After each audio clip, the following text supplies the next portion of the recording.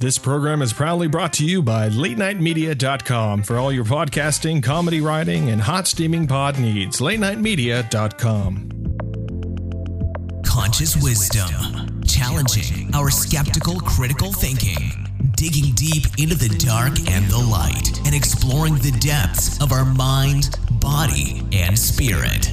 The podcast sprinkled with science, creativity, ageless wisdom, philosophy, and conspiracy. So be part of the discussion and get involved. Be part of the action of thinking and being the revolution. Be conscious with wisdom. Conscious wisdom, challenging our skeptical, critical thinking.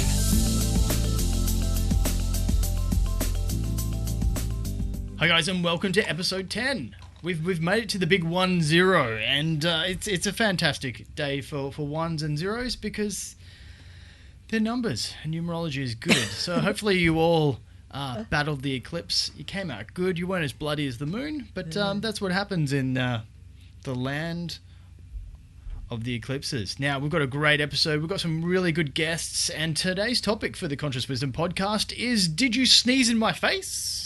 What's happening? It's all about Big Pharma, nutrition and natural health. And of course, no one likes to sneeze in people's faces, but it does happen. And we've got some great guests. Greg, you're back. I'm back. Number Excellent. 4 for me. Number 4. Yeah. Excellent. The Big 4. I'm hogging it. You're hogging it. Oh, no, Must no. have done something right. No, I know. We love Greg. By popular demand. By popular demand. Excellent. Well, I demand that he comes back because he's amazing. And excellent. So if you don't know Greg, he's self-taught in everything in the world of the unknown, the secret, and the wonderful. So how have you been? What is it you've gotten into recently? Oh, I'm reading those books you lent me, Lawrence Gardner. Oh. So I'm heavily reading about the bloodlines and the Masons, and yeah, it's opening up a lot of thinking. It is good stuff. Like, if you're not familiar with Lawrence Gardner, he goes into like technology, because he is actually one of the guys who runs a lot of, he's on the boards for the major nanotechnology stuff that's happening in England.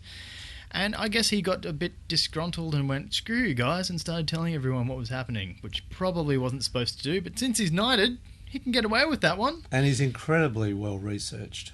Oh, His he's stuff a smart is guy. just amazing. Smart guy. Yeah. And he knows what he's doing. Some great books. Secrets of the Lost Ark. Really good one. All about nanotechnology, gold, what's happening. Get into it. Some secret knowledge there for you guys. Bit of the occult. And to Mr. Greg's right, we have Samantha Bachman. Yay! Awesome. No. How you going? I'm damn fine, Thank actually. you for turning up. Bloody brilliant, actually. Excellent. Well, I'm a bit better than that, but I don't want to brag. Oh, well, you're allowed to brag. Everyone's allowed to brag once in their lives, or twice, or a lot. Now, you've done a bit of everything. Now, I've got a bio here, and it is massive, but I guess well-deserved. Now, you've been in the healthcare industry for 30 years. Yeah, that shows my age, doesn't it? Okay, for 10 years Yeah, maybe? Is that better? Yeah. Okay. And they're not my grandkids. Okay. Oh. And you are a world-renowned health speaker, radio personality, author, TV show host, life coach. You do everything from health, lifestyle, weight loss, diabetes, everything. Yeah. A bit of I kind you're of a am cook. an all-rounder, and I think I got it from a dairy farming background where it's a 7-day of work ethic and there's always something to do. So I don't own a TV. So Okay, I'm a yeah. researcher. And as soon as I finish something, I look for the next thing to get into and the next thing Just and the the next thing. projects keep going. Well, most people sit on their often fat asses and just simply watch the idiot box and come out of it at the end of the day only getting more consumed in the bullshit, lies and corruption and deception. Well, I So think you're right. therefore, I think you're better off spending your time being a researcher and at least know something. Otherwise, the kids will laugh at our ignorance one Well, day. I think we're going to have a lot of fun today. A lot of fun, especially since you've been in the industry for 30 years. We're talking about, I guess, one of the places that you know a lot about, which is health. Yeah, toxicology was my field. So Okay, I looked yeah. under an electron microscope or a microscope a lot of the time and saw the behaviour of things. Okay. And that put me into environmental medicine because I noticed back in the old days that even a pager going off that cells in a petri dish would move to the other side, away from it. In other words, they'll be infected by the field, the Wi-Fi. So Wow, that, okay. and then I thought, well, people are basically killing themselves. So I went into nutrition, which was death by knife, food and ignorance, basically, digging their own graves. And And I went into counselling and metaphysical psychology because I thought, well... So you did the full turnaround from the health and industry. I'm still looking. Now I'm doing ancient bloody Egyptian hieroglyphics. Love it. That's a massive progression to something a bit more holistic. Well, which I is good. figured the ancients knew it best, so let me go back to the original teachings before man lied about it. Yeah, I think you're right. And to Samantha's right, we have Sophie Jayamaha. Yay. Hello. Hello, Sophie. Hi. Now, also, like we have a multi-talented guest lineup today. Sophie, now you've had experience in doing anesthesia. Well, yes, I've been doing anesthesia for about 30 years. So, yeah, that's my specialty. Yeah, Excellent. in And medicine. I also have a massive bio list here. You've done everything from nose to throat surgery. I can't even say that word. Obstetric and gynecological man, these words that they come up with just make my linguistical mind go bananas. Now, Basically, I anesthetize people for any type of surgery. for everything. Yeah. Okay. Well, I don't do cardiac surgery anesthesia these days, but I've done that too. But in my present job, I do all the other surgical types. But there are different anesthetists in my hospital for cardiac anesthesia, so I don't do that. But I do all the other stuff. Yeah. Have you ever been hired for parties? That's the question everyone wants to know. Well, the thing is, I avoid that kind of parties, so maybe that's why. Just in case. Okay, I'll give you some $50 notes later. So All right. we won't talk about that. And I guess with today's topic, we've got a nice broad range of perspectives because we want to sort of go down and just see what everyone thinks about this same sort of thing, because it's out there. We know that all these big companies, which I guess you'd be calling Big Pharma, are getting fined by everyone. And it's not just a recent thing. If you look down in the histories, I've actually got some records, especially of stuff like... I've got some vaccination stuff. We can go to that, and which will open up a whole kettle of whoop ass.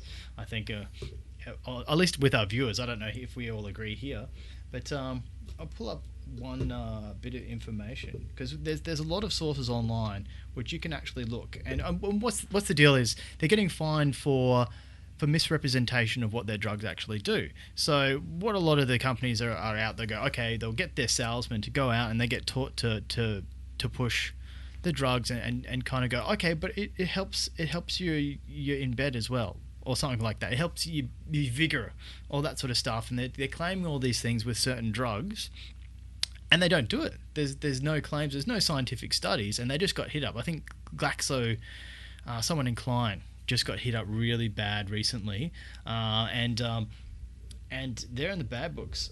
I'll pull that up soon. So, from your perspective, say we'll start with Samantha because you've started a long time ago. What was the industry like when you started? I think let's just not call it the industry because we can get sidetracked in what we mean by industry, but people, medicine, compliance, and how we sort of presumed or took it for granted, let's say, that drugs worked and that doctors were the be-all and end-all and that our treatments had to come from drug-based healings, if you like, or cures. But as time's gone on, I think people are now waking up to the fact that firstly, the body has an innate ability to heal itself, number one. So give it the tools that it needs to do that, and you've got more effective healing. Drugs are poisons. They need to be patented. They're not nature identical.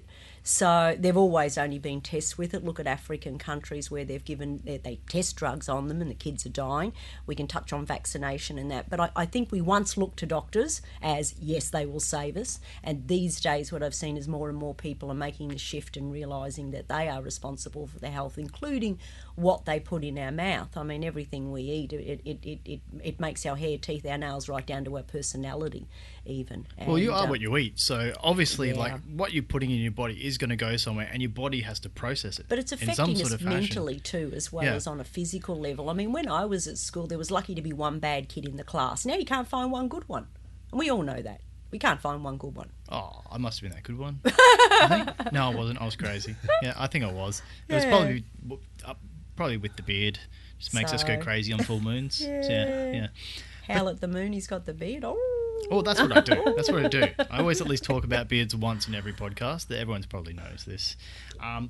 So, Sophie, like, what have you experienced when you were like going through your, like, say, your university and studying? Did you find that there was a lot of push for certain ways as I guess as the Bible, and yet they were found out to be bad practices? Well, yes, what I found, I mean, when I did medicine, I mean, during medical school time, we were so bombarded with all sorts of information. I don't think I had enough time even to think my own. That is what happens to doctors during medical training, because there's so many exams to do. So our main purpose, we concentrate on getting the exam through. Next hurdle. But when I became a specialist, and then I started to bring my own thinking, and then I actually opened up. I woke up to my own consciousness, and then realized, yes, drugs can be helpful, but I mean, especially in my specialty, I cannot do my job without drugs, right? Anesthesia, because it is creating an artificial status in the body. So we put people to sleep. So I need drugs for that. But for the rest, for healing, I agree with Samantha, because what our body has the capability of healing, and also the influence from our own thinking. Because you said that we are what we eat, and also that is partly right to me. And I think actually what I see, the way I see, is we are what we think. And so the consciousness can heal our body, and consciousness can change our body. So the mind has got a huge influence in the structure, how it behaves. Cellular, the chemical, electrical, magnetic fields in our body can change the way we think, and the emotions. So it goes on all the time, every moment, and our body keeps changing and influenced so by it's kind of like it's manifesting. Like, say if I've had a bad day, and then somehow I'll I guess in my physiological body, I'm going to start putting all that bad sort of energy into one place, and then that starts making it hurt, or starts making that get overused and then start breaking down. Is it that type of paradigm that's happening? Well, that is part of it, but there's more to that. And our emotions, like whether we are happy or not, whether we are in love or whether we are in stress or fear, these kind of things really influence our chemistry. Immunity can go down, and go down for hours. And during when we are depressed, we are more prone to get illnesses and more prone to get infections. So to me, I mean, more than drugs, the drugs is a temporary fix. But we can actually cure our illnesses, even change our health, by concentrating on our mental well-being. So that is the consciousness that I like to bring to medicine. So that's what I'm working on. So I like to change the world. Awesome. I like to change how we practice medicine, but I am starting from me. I'm starting from where I am. So that's... Geez, don't say that loud. You won't have a job. Well, yes. I mean, I'm not saying conscious that... practitioner. Yeah, conscious practitioner. I am starting. But as I said that, I mean, as an anaesthetist, we need drugs. But the drugs has a place. I'm not saying that we can do medicine without drugs. But there are a lot of people, they need short-term improvement. And so painkillers is important. Sometimes even until we get that person to understand what we're saying and change their way of thinking, maybe even a bit of antidepressants might help in short term. But we are far too much depending on these drugs. Because people think they don't need to look after themselves anymore. The healthcare system is there when they become ill. So they can, keep, harming their body, drinking alcohol and smoking, those things without any control. I mean, they go on doing those things. But behind that, I have empathy and sympathy for these people, because they are doing that because there is something else troubling them. I think people who are depressed and who are stressed, this is short-term comfort they are expecting from a smoke, from a drink, right? So it is not because they are trying to, their thinking is not to abuse their body, but there is some comfort they're seeking. So we need to actually help them, guide them to understand why they're doing that, and to get that stress out of them. which is what I think part of the medical education, the science, the research, we need to dedicate to that part as well. I mean, we are far too much, we are doing research into drugs.